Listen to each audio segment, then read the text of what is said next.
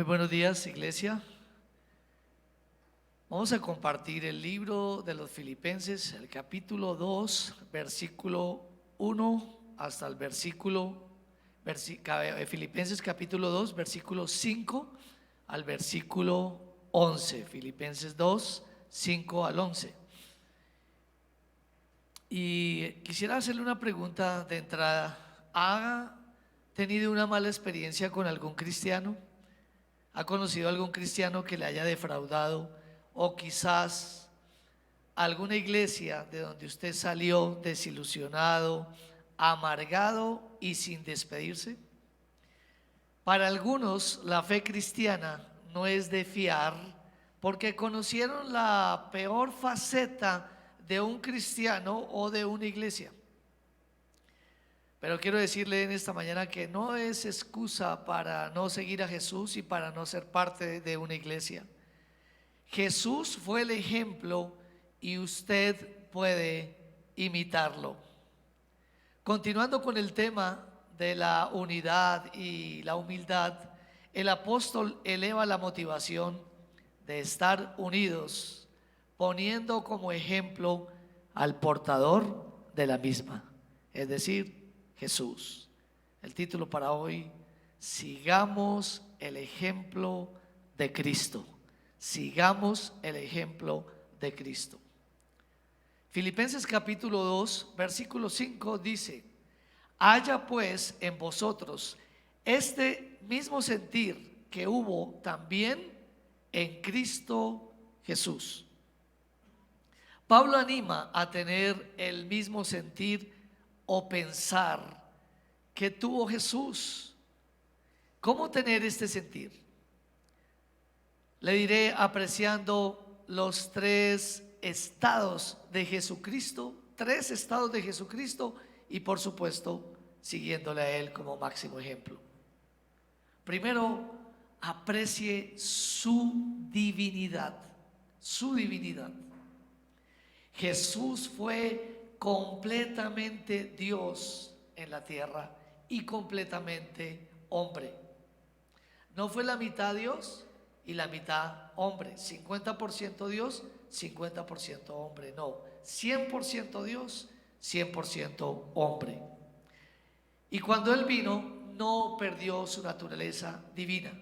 Filipenses 2, versículo 6, el cual, siendo en forma de Dios, no estimó el ser igual a Dios como cosa que aferrarse.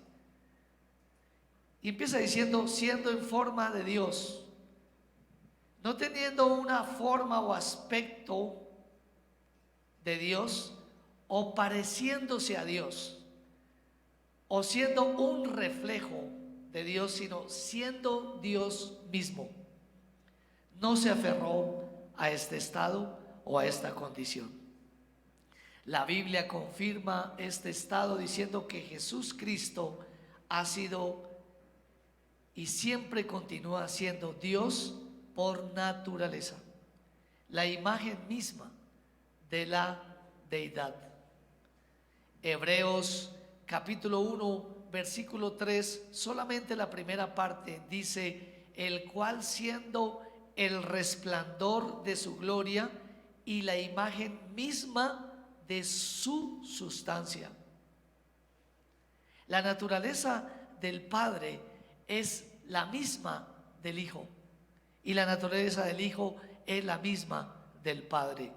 Juntos eternamente crearon y juntos hoy sostienen todas las cosas, como dice Colosenses 1:15 y 1:17. Leámoslo.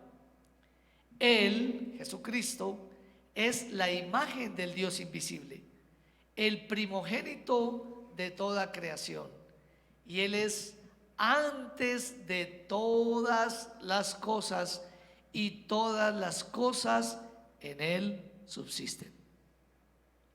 Los textos nos hablan del Cristo preencarnado, exactamente el mismo que se encarnó. Este Cristo, con semejante naturaleza divina, no se aferró a su estado celestial. Filipenses 2, versículo 7, la primera parte. Dice, sino que se despojó a sí mismo, sino que se vació a sí mismo. ¿De qué se vació o de qué se despojó a sí mismo Jesús el Cristo? No de su naturaleza divina. Pues entonces, ¿cómo testificaría que había venido del cielo y cómo haría los milagros? La Nueva Traducción Viviente dice en Juan capítulo 1, versículo 1 al 3 y versículo 14, afirma estas verdades. De Cristo como el verbo o como la palabra, dice, en el principio la palabra ya existía. La palabra estaba con Dios y la palabra era Dios. Él, Cristo, que es la palabra, existía en el principio con Dios. Dios creó todas las cosas por medio de Él y nada fue creado sin Él. Y el versículo 14 dice, entonces la palabra se hizo hombre. La palabra se hizo hombre y vino a vivir entre nosotros. Estaba lleno de amor inagotable y fidelidad, y hemos visto su gloria, la gloria del unigénito del Padre. Jesús hizo milagros. Jesús se transfiguró delante de sus discípulos. Nunca Él se despojó de su naturaleza divina. ¿Qué significó para Jesús despojarse o vaciarse?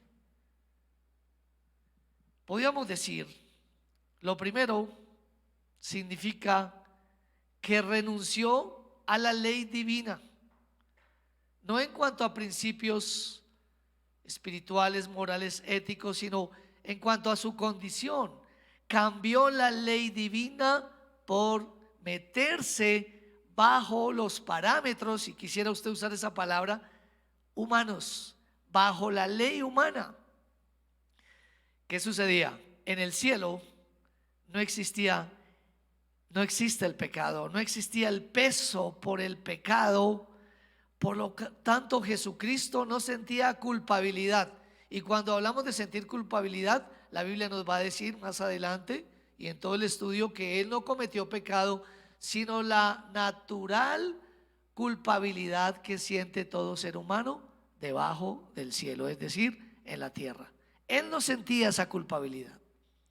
Mientras que una vez encarnado, sintió y cargó sobre sus hombros los pecados de todo el mundo, los pecados de todos nosotros, y los quitó de estorbo de en medio para poder tener reconciliación con el Padre. Juan 1:29 dice, el siguiente día vio Juan a Jesús que venía a él y dijo, he aquí el Cordero de Dios que quita el pecado del mundo. ¿Cómo quitar el pecado del mundo si no cargar el pecado, si no fuera por tener que cargar el pecado sobre sí mismo? Sin ser pecado, se hizo pecado por nosotros. ¿Qué significó para Jesús vaciarse o despojarse?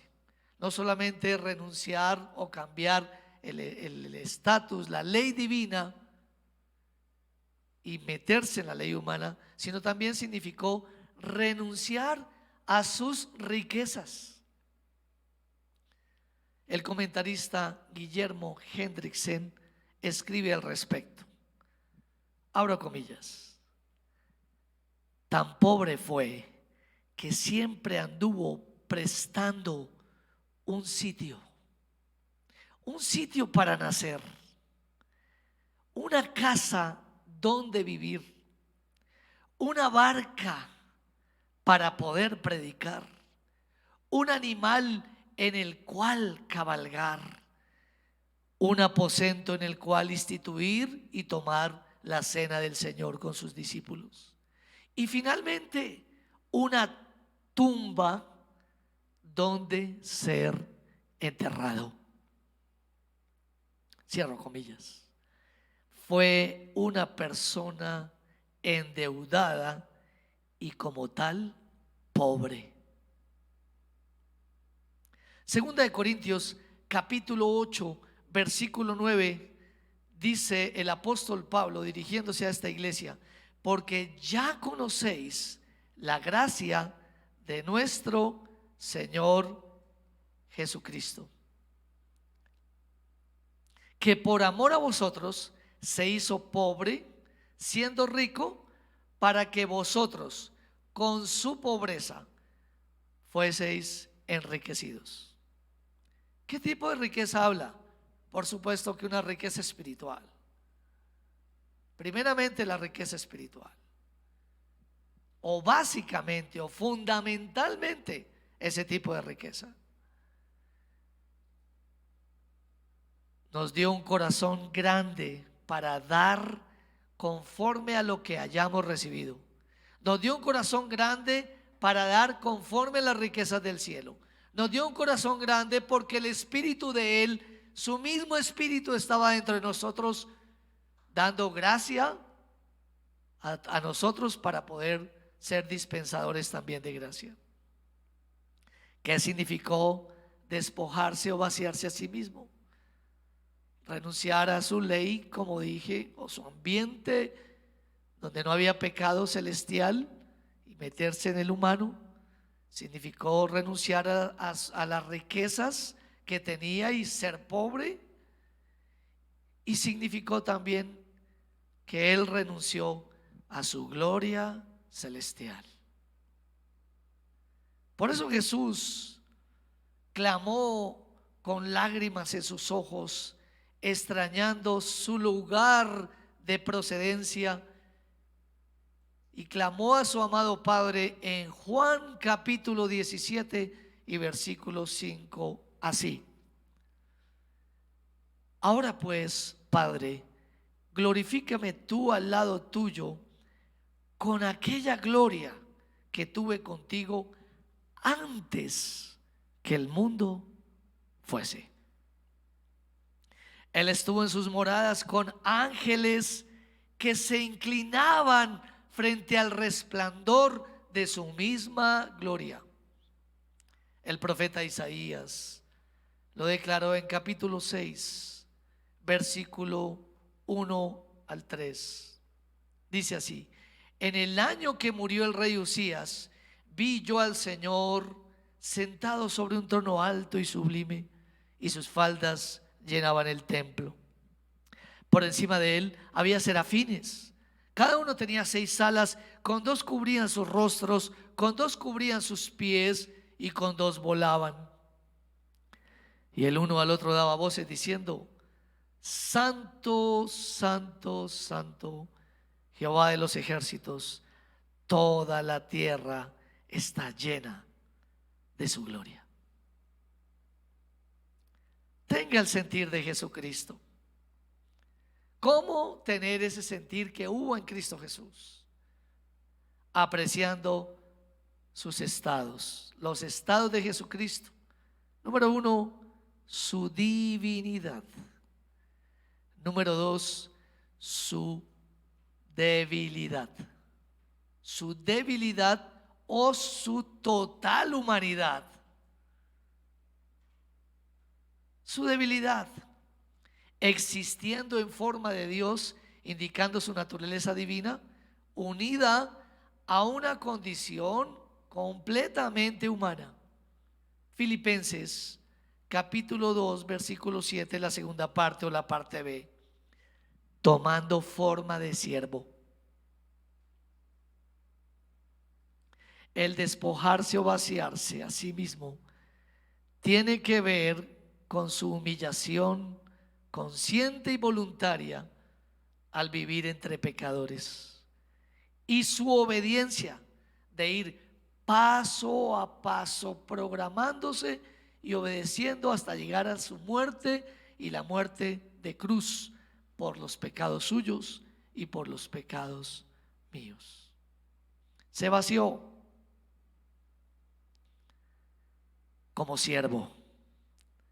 Al hacerse uno como nosotros, aún fue más allá. Fue más allá.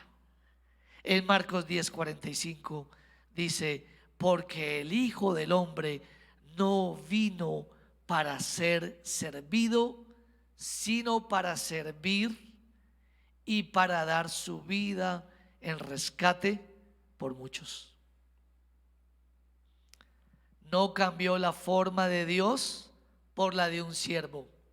Vuelvo y repito, no cambió la forma de Dios por la de un siervo, sino que se hizo siervo de todos sin abandonar la forma de Dios. Él dijo, cuando lavó los pies de sus discípulos, dijo lo siguiente en Juan capítulo 13, versículos 13 al 14. Él dijo: vosotros me llamáis maestro y Señor, Kyrios, Señor del universo. Y si Él no hubiera sido Dios, no hubiera aceptado lo que le decían o la forma como le honraban. Entonces dice: vosotros me llamáis maestros y Señor, y decís bien, porque lo soy. ¿Qué opinión tiene usted de Jesucristo? El versículo 14 dice: pues si yo, el Kyrios, el Señor y el Maestro, he lavado vuestros pies, vosotros también debéis lavaros los pies los unos a los otros. La descripción es de siervo, no de esclavo. Y hay una diferencia. Para aquel entonces había una diferencia entre siervo o esclavo. Para nosotros son palabras sinónimas. El siervo es abnegado. El siervo voluntariamente escoge hacer su misión. Por eso Jesús dijo: a mí nadie me quita la vida, sino que yo voluntariamente la pongo por ellos. Cumple su misión, es abnegado. He aquí mi siervo. Isaías 42:1 dice el Padre hablando del Hijo: he aquí mi siervo, yo le sostendré, mi escogido, en quien mi alma tiene contentamiento. Somos uno solo. En otra parte él también lo dijo: el Padre y yo uno somos. Uno solo son en el sentir de darse por la humanidad. He puesto sobre él mi espíritu. Él traerá justicia a las naciones. Entonces, primeramente, como siervo, ahora también, por supuesto, como hombre. No solo como siervo, sino como hombre. Filipenses capítulo 2, versículo 7, la tercera parte del versículo, o la parte C, hasta la primera parte del versículo 8 u 8a, dice: no solamente tomó forma de siervo, sino hecho semejante a los hombres, y estando en la condición de hombre.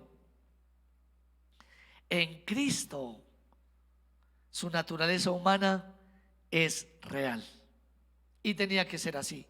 El libro de los Hebreos, el capítulo 2 y el versículo 17 dice que solamente así podríamos nosotros ser salvos: si alguien semejante a nosotros viviera sin pecado y pagara por nuestros pecados, pero sin hacer pecado. Es decir, el segundo Adán, no el primer Adán. Dice Hebreos 2:17, por lo cual debía ser en todo semejante a sus hermanos, para venir a ser misericordioso y fiel sumo sacerdote en lo que a Dios se refiere, para expiar los pecados del pueblo, para pagar los pecados del pueblo. La paga del pecado es la muerte, y alguien tenía que pagar. Pero hay algo interesante: él se distingue de los otros hombres primeramente por su concepción. La concepción no fue entre un hombre y una mujer, sino que el Espíritu Santo vino sobre un ser humano, sobre María. La concepción, la cual se unió con la naturaleza divina engendrado por el Espíritu Santo.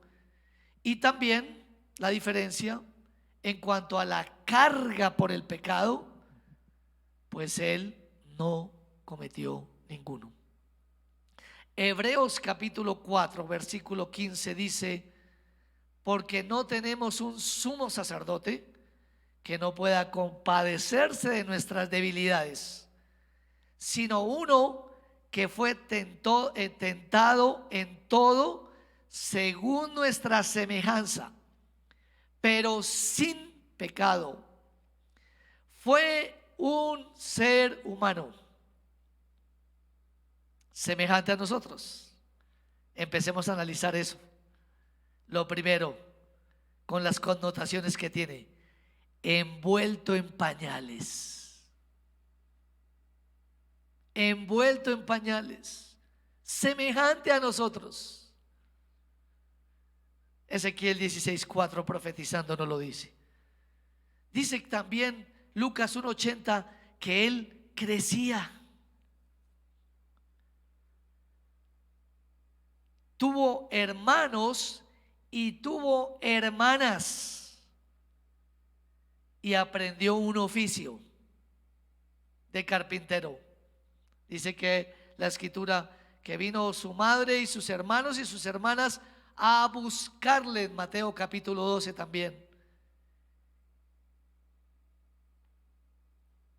Y el oficio de carpintero, como el de José, su padre putativo,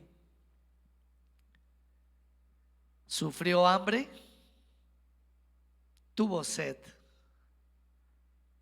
le cogió el sueño mientras otros estaban en una barca pasando un lago. Se cansó, se sentó. ¿Dónde puede encontrar usted estos textos? Mateo 4:2, Juan 4:6 y 7, Marcos 4:38. Jesús también lloró. Juan 11:35, lloró con los suyos, lloró con ellos porque amaba a su amigo Lázaro. Como siervo, como hombre y como mártir, fue obediente hasta ir hasta la muerte. En Filipenses capítulo 2 versículo 8, la segunda parte, nos dice: se humilló a sí mismo, haciéndose obediente hasta la muerte, y muerte de cruz. Muerte bajo los parámetros más horrendos de aquella época. Muerte bajo los parámetros de los judíos escritos en la ley. Su muerte fue sencillamente vergonzosa, escandalosa, dolorosa y maldita. La Nueva Traducción Viviente nos dice en Deuteronomio 21, 22 al 23, Deuteronomio 21, 22 al 23, la Nueva Traducción Viviente, dice así. La ley decía así: si alguien cometió un delito digno de muerte. ¿Cuál era el delito digno de muerte de Jesús? Se hacía Dios. Era una blasfemia para los judíos lo que él decía. Si alguien cometió un delito digno de muerte y por eso lo ejecutan y luego lo cuelgan en un madero, el cuerpo no debe quedar allí colgado toda la noche. Habrá que enterrarlo ese mismo día, porque todo el que es colgado es maldito a los ojos de Dios. De esa manera evitarás que se contamine la tierra que el Señor tu Dios te da como preciada posesión. Jesús soportó la maldición de Dios por el pecado. La Nueva Traducción Viviente en Gálatas 3:13 dice: pero Cristo nos ha rescatado de la maldición dictada en la ley. Todo el que no cumple la ley se maldice, y no hay quien haya podido cumplir la ley perfectamente. Solo Jesús, que dijo también: no he venido para abrogar la ley, sino para cumplirlo. Y usted y yo estábamos dentro de esa medida. Él nos ha rescatado de la maldición dictada en la ley cuando fue colgado en la cruz. Cargó sobre sí la maldición de nuestras fechorías, pues escrito está: maldito todo el que es colgado en un madero. Hasta allá fue su humillación.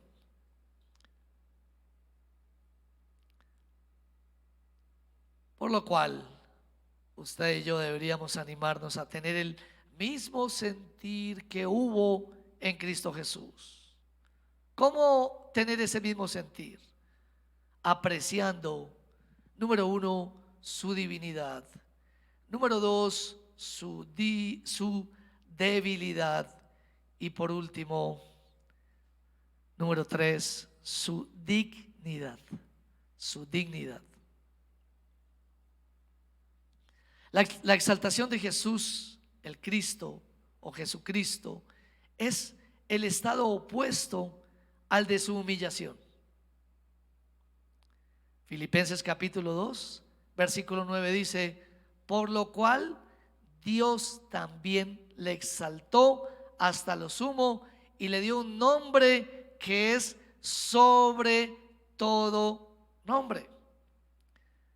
Al respecto, miré a Matthew Henry, que comentaba acerca de la exaltación de Cristo. No solamente él volvió a ser a ese estado glorioso, sino que le fue dado por lo que él hizo, por el cumplimiento de su deber, le fue dado un único nombre y toda autoridad sobre el universo.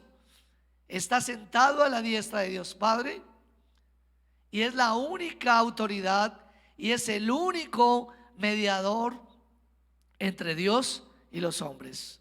Y esto es serio. Algunas personas piensan que para evangelizar a otro o hacerle conocer las buenas noticias no deberíamos hablar de quién es el mediador. Es totalmente necesario. Jesús dijo de sí mismo: yo soy el camino, la verdad y la vida. Y si usted, querido amigo o querido hermano, piensa que además de Jesucristo, usted, Jesucristo y ustedes son el camino, su propia actitud se está igualando a la calidad de mediador que hemos podido describir en esta mañana. Y si usted colocara a la madre de Jesús, los hermanos de Jesús, algunos santos, le está dando la misma calidad que el cielo ha dado al único mártir sin pecado, al Cordero de Dios, que fue entregado por nosotros. Yo debo ser totalmente sincero y transparente con usted, porque sin que usted renuncie a todas otras mediaciones, no tendrá derecho al cielo, derecho que lo compró Cristo en la cruz. De resto, usted estará perdido. El que cree en Él no es condenado. Pero el que no cree, o el que le rebaja de condición al ponerlo al lado de otros profetas, al lado de otros dioses, de otros mediadores, usted debe orar solo a través de Jesucristo.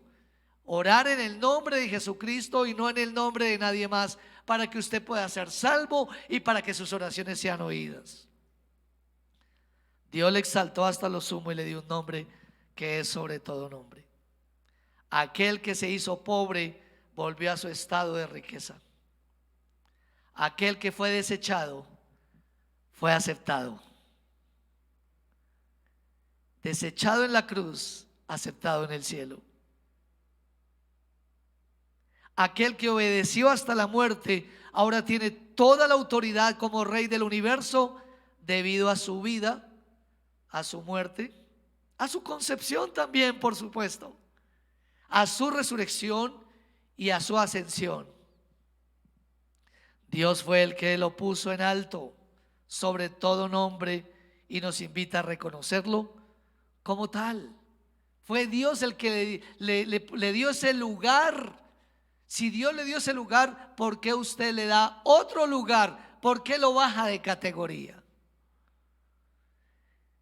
La Nueva Traducción Viviente dice en Hebreos 12:2: esto lo hacemos al fijar la mirada en Jesús, el campeón que inicia y perfecciona nuestra fe. Debido al gozo que le esperaba, Jesús soportó la cruz sin importar la vergüenza que está representada. Ahora está sentado en el lugar de honor junto al trono de Dios. En medio de toda esta crisis mundial que hay, la única respuesta para ser salvos es Jesucristo. Y usted dirá, ¿por qué más? Le daré un argumento más. Cuando Adán y Eva estaban en el huerto, fallaron. El primer Adán falló. El diablo, tentándolo por la serpiente, dijo: si ustedes comen, serán como Dios y sabrán todas las cosas. Así las personas que creen en la nueva era, que creen en sus fuerzas, en buscarse y encontrarse a sí mismo, como encontrar a Dios, están cayendo en la misma trampa del primer Adán. También el diablo, cuando era un querubín protector y un cantante, el que llevaba las alabanzas, se rebeló contra el Señor y no guardó su dignidad.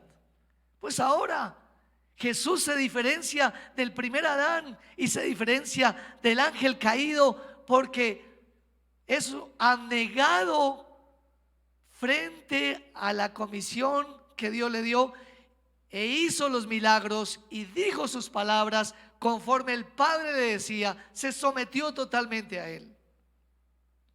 Hay dos formas de exaltarle, y con esto termino en esta mañana: doblando las rodillas y confesando con su lengua.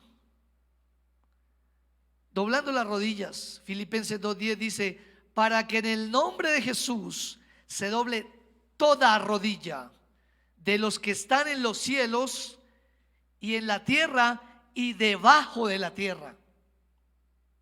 Nota, todos doblarán la rodilla, los que están en el cielo, en la tierra y debajo de la tierra. Pero quiero decirle esto: todos lo harán. Unos lo podrán hacer aquí en la tierra, hágalo aquí en la tierra, y otros lo van a hacer,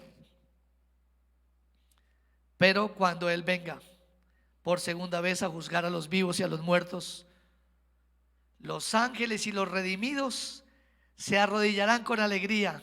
Los condenados, con el diablo y sus demonios, con tristeza y remordimiento, sin arrepentimiento. Apocalipsis 6:15 al 16 dice del final de los tiempos: y los reyes de la tierra, y los grandes, los ricos, los capitanes, los poderosos, y todo siervo y todo libre, se escondieron en las cuevas y entre las peñas de los montes, y decían a los montes y a las peñas: caed sobre nosotros y escondednos del rostro de aquel que está sentado sobre el trono y de la ira del Cordero. Jesús vendrá nuevamente, y si usted no ha doblado sus rodillas en arrepentimiento y cambio de vida aquí, usted será uno también de los que tiemble delante de él. Pero si usted lo hace aquí, será uno de los que, con los ángeles que le alaban, transformará no solamente su vida, sino garantizará su eternidad. Se arrodillarán y también confesarán con su lengua. Filipenses 2:11 dice: y toda lengua confiese que Jesucristo es el Señor, para gloria de Dios Padre. Si usted confiesa a Jesús, lo que está haciendo es dándole gloria al Padre, dándole gloria a Dios. Jesús no fue un fantasma. Jesús no solo fue un hombre. Jesús no solo fue un profeta. Jesús fue Dios, uno solo con el Padre. Por eso quiero invitarle a recibir a Cristo de dos maneras: arrodíllese delante de Él y confiésele delante de los hombres. Y quiero invitarle a usted que está allá, después de escuchar acerca de este Jesús, que por un minutico se arrodille conmigo. Arrodíllese donde usted está y dígale: Señor Jesús, quizás yo no te he conocido, yo no te he dado el lugar, yo he llegado a orar en nombre de muchos santos, pero hoy he entendido la calidad de mediador que tengo. Hoy he entendido que tú lo has puesto en alto, y si tú lo has puesto en alto, yo lo pondré en alto en esta mañana. Yo pido perdón por mis pecados, el mayor de todos, o el único que me puede llevar a estar lejos de ti, a un infierno, y el único pecado por el cual he estado viviendo solo y sin paz todos los años de mi vida.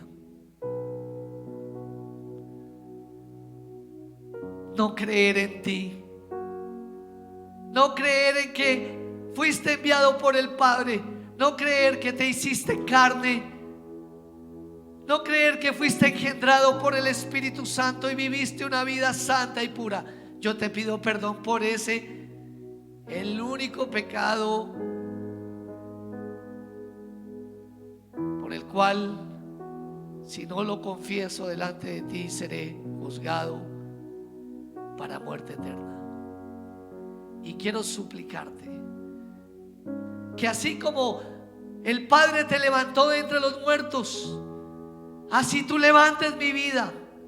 En estos tiempos difíciles, levanta mi vida, levántame con el poder de tu Espíritu, dame una nueva vida y dame la paz y la seguridad de que aunque este hombre se va, el hombre interno se va desgastando, el hombre externo se va desgastando, el interno se renueva de día en día, y un día te veré y un día te alabaré con los ángeles, pero aquí en la tierra contaré la bondad tuya en la tierra de los vivientes. Por eso me arrodillo a ti y te confieso delante de los hombres, y en esta mañana no me da vergüenza arrodillarme delante de ti y confesarte delante de todo el mundo y declarar que tú eres el Señor, para la gloria de Dios Padre. Si usted ha hecho esa oración, crea que así como yo la hice hace 30 años, estando en una vida oscura de tinieblas,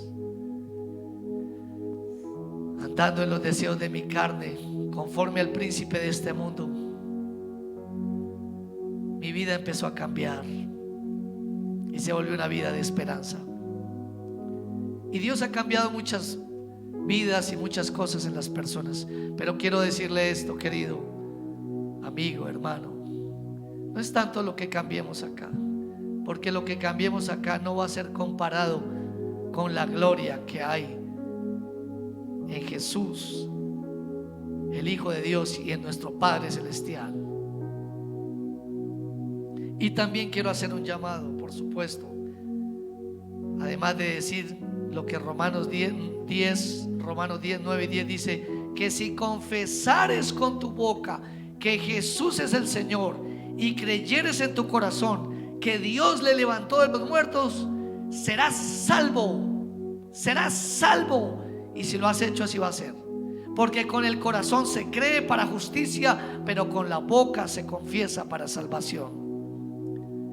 Y para los creyentes, hablando de la unidad, sigamos el ejemplo de Cristo. Tengamos un mismo sentir. Apreciemos su divinidad. Apreciemos su debilidad al hacerse humano. Y apreciemos su dignidad, la cual el Padre se la ha dado. Cantémosle al Señor en esta mañana.